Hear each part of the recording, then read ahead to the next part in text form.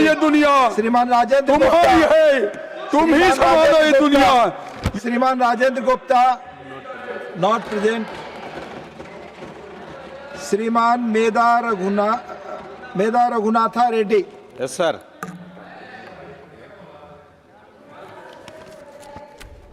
Sir, thank you, Honorable Deputy Chairman, sir.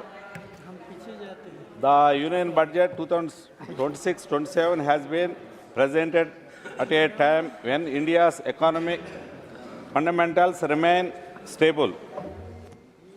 Government revenues are strong, and with the total expenditure of about 53.5 lakh crores and a physical deficit target of 4.3% of GDP.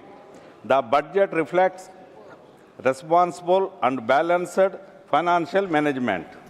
India's growth is largely consumption-driven, contributing nearly 60% to GDP. Sustaining this growth requires balancing fiscal discipline with taxpayer relief and adequate liquidity for business.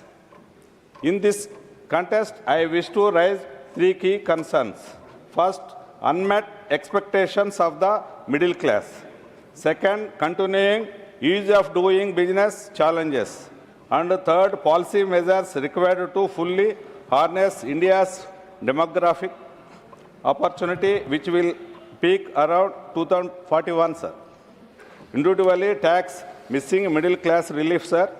Despite rising personal income tax collections, the budget has retained the existing slab structure. This has resulted in a fiscal drag, where inflation pushes taxpayers into higher tax brackets without any real increase in purchasing power. Middle income taxpayers, particularly those earning around 15 lakhs annually, are under pressure from rising housing, healthcare, and education costs. However, the expected increase in the basic exemption limit or widening of lower tax slabs has not been addressed.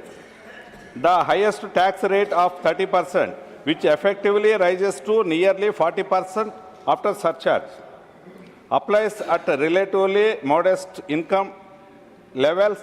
Many experts have suggested raising this threshold to encourage compliance and domestic investments. Similarly, while employment-related expenses have increased, the standard deduction remains unchanged at 50,000 rupees under the old regime and 70,000 under the new regime. A revision to 1 lakh would have provided meaningful relief.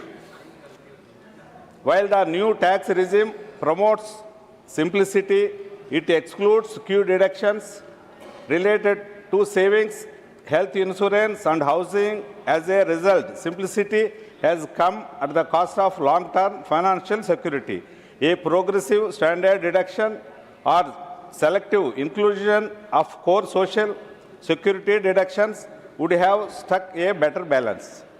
Sir, ease of doing business. While the budget focuses on physical consolidation, it falls short on ease of doing business. Concerns faced by the entrepreneurs who are expected to drive India's growth over the next 2 decades.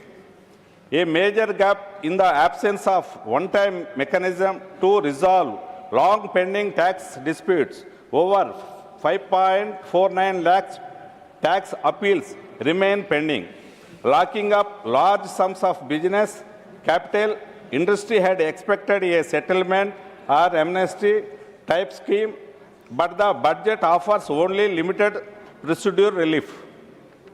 On GST implementation, while collection have improved significantly, there are instances where some field-level officials create unnecessary hurdles by issuing repeated summons and harassing dealers. Clearly, instructions are needed to ensure a facilitative and trust-based approach, sir. Further, under GST notifications relating to works contract, Notification number 1, 2018, dated 21/2018, 18, 5% rate applies to the government contractors where the earthwork component of exceeds 75%, including subcontractors. However, in practice, this benefit is often denied to subcontractors engaged by the other subcontractors, despite the nature of the work being identical. These results in the illogical situation where a subcontractor collects 5% GST but is forced to pay 18% to the next level, creating undue financial stress.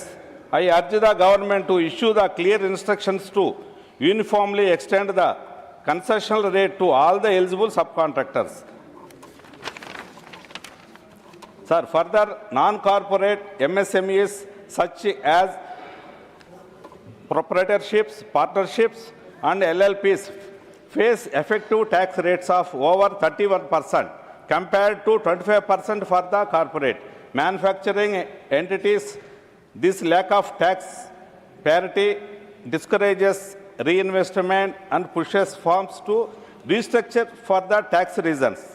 Rather than efficiency, targeted income tax relief and fairer treatment would directly support job creation and grassroots growth, sir. Demographic divided, the 2047 opportunity, sir. India is at critical juncture where the next 20 years represent a one-time opportunity to convert our demographic advantage into sustained economic growth. Nearly 65% of our population is below the age of 35 age, sir, and the working age population is expected to peak by 2041. Government employment alone cannot generate the nearly 1 crore jobs required annually. Therefore, policy must focus on empowering young entrepreneurs, particularly in the high-growth sunrise sectors, sir. India's ambitions in renewable energy and semiconductors are welcome. However, sir, half minute, sir, for my party time, sir. Sir, we will reduce my time. Conclude. Sir, semiconductors are welcome. However, growth must extend beyond metropolitan startups to mass entrepreneurship across Bharat. This requires stronger credit guarantee schemes, simpler regularly exits, and better integration of MSMEs from Tier 2 and Tier 3 cities into global value chains, sir. A long-term entrepreneurship divided roadmap aligned now. with the vision Conclude. of Viksit Bharat 2047 is needed to support the regional growth clusters and promote innovation, research and skill development, sir. With these observations, Thank you. on behalf of YSR party, I support the union budget Thank you. 2026-27, sir. Thank you, sir. Thank you.